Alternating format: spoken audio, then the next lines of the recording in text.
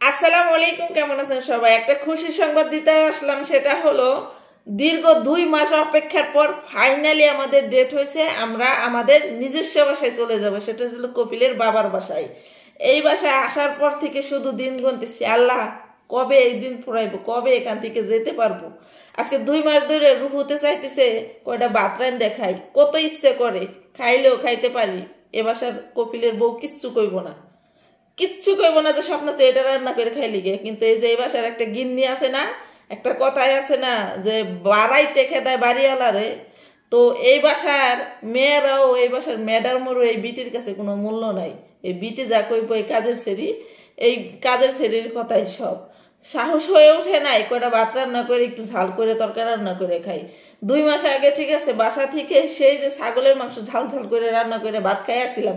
আমি তখনই বলছিলাম যে এই যে যাইতেছি আবার কবে আসুন, নিজের ইচ্ছে মতো কয়টা রান্না করে খাইতে পারো। তাই এই বাসার মধ্যে কপিলের বউ অনেক কিছু তৈরি করে, ঠিক আছে ইফতারে, মানে এগুলো দেখাইতে পারি নেই। কিন্তু আমার কাছে কোনো কিছুই ভালো লাগে না, যাই গালে দেই, ঠিক আছে রোজা তাই। হ্যাঁ, মনে হয় যে ঘাস চাবাইতেছি, গরুতে যেমনি ঘাস খায় না, মনে হয় ঘাস খাইতেছি পেটের খিদে।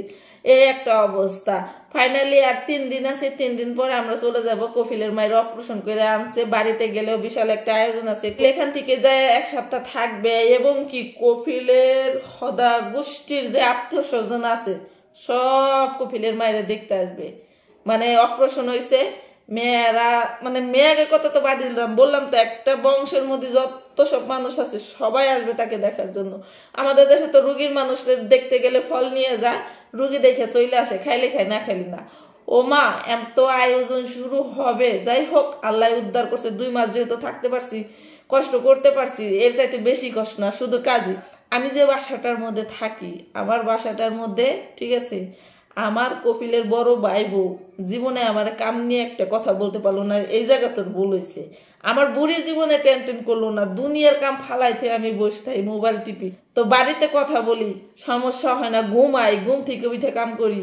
কিন্তু এই বাসার মধ্যে ঠিক আছে আইসি পরে আল্লাহর কসম এই সেরে একটা গ্লাস দিয়ে খায় না। সেটি খায় প্লেটটা এনে থুই দেয়, জমা করে জমা করে। আমি কোন সময় আসুম, আমি কোন সময় দুমু। সেটির কাম ঠিক আছে রান্না বাড়ার মাতবাড়ি করে। একদিনকে আমারে কয় রান্না কর, আমি উপরে কাম করতেছি। ও মা খেপসা রাঁধছি, খেপসা কপিলের বউরে যেটি দিয়েছি সবটি খায় কপিলের ফুলা মাথায় করে প্লেট নিয়েছে। আমি কই কি তুই এমনি প্লেট আনছে কে পইরে যাবে তো? কয় কি সব শেষ, ঠিক আছে ও খায় স্বাদ পাইছে। তারপর একদিনকে আদেশ দিল না যে তুই খেপসা রাঁধে, কারণ হচ্ছে ধরা খাইয়ে যাবো যে আমার যদি প্রশংসা করে।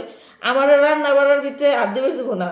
আমি যাই করি আমার কামে ভুল হয়, আমি পেঁয়াজ কাটলে ভুল হয়, আমি ধনে পাতা কাটলে ছোট হয় না, মানে সব কামে শরীর কাছে ভুল হয়। আমার কাম ঠিক আছে, আমার গোষ্ঠীর মধ্যে কেউ ভুল ধরতে পারে না। আমার ফ্যামিলিতে আমার ভাই আমাকে রাঁধুনি বলে ডাকে। আমার বড় বোনের শ্বশুররা আসলে বলে কি যে রে রাঁধছে না, রান্নাটা কত সুন্দর হয়েছে, স্বাদ হয়েছে, এমনি করে ডাইলে খাবার বসে কয়। আমার হাতের রান্না, আমার কাজে এই মহিলা ঠিক আছে ভুল ধরে। কতটুক ডেঞ্জারাস মহিলা হইলে এরকম করতে পারে। তা আজকে আমি বুড়ির মেয়েঠু কইলাম, আমি কই আমার হাতে এরকম এরকম করে মিটমিটে আসি। কয় কি আর 3 দিন পর তো যাবি, গিয়ে থাক থাক সহ্য কর।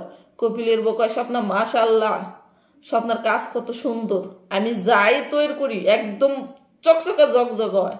কিন্তু এই সেরি আমার লগে খাও খাও করে, সেরির অভ্যাসই এই দেয়, ঠিক আছে কুত্তার মতো জারি পারবো। আবার যদি তার হাতে আইসে কথা না কও তাহলে আরো নির্যাতন শুরু করব। আল্লাহর কাছে দোয়া করি, আজকে আমার জামাইয়ের কাছে কইছি ও যদি সারা জীবন এই সৌদির বাসায় কাজ করে খায়, কোটি কোটি টাকা কামায়, ঠিক আছে আমি দেশে চলে যাবো, মাপ চাই, আমি আর প্রবাস লাইফে আসতে চাই না। আল্লাপাক যদি আনে, আল্লাপাক যদি আনে তাহলে কখন আর বাসা বাড়ি কাজ করতে আসবে না। জীবন যৌবন জিন্দেগি সব শেষ।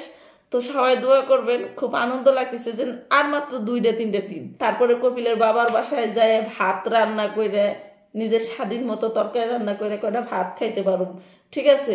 এই প্রবাসের মাটিতে আমি তো 2 মাস ভাত খাই না।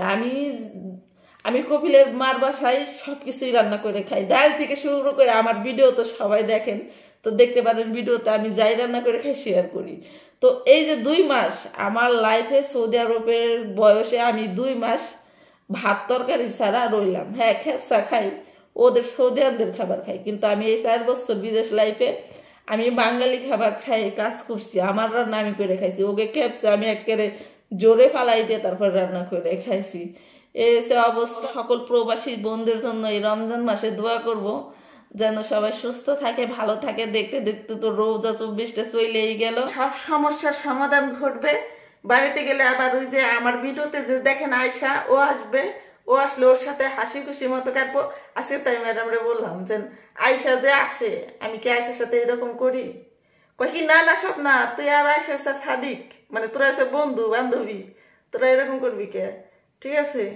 তো আজকে যে কাহিনীটা করছে এগুলো শেয়ারই করলাম না, এই মহিলার কাহিনী করে শেয়ার করে লাভ নাই। সবাই ভালো থাকবেন।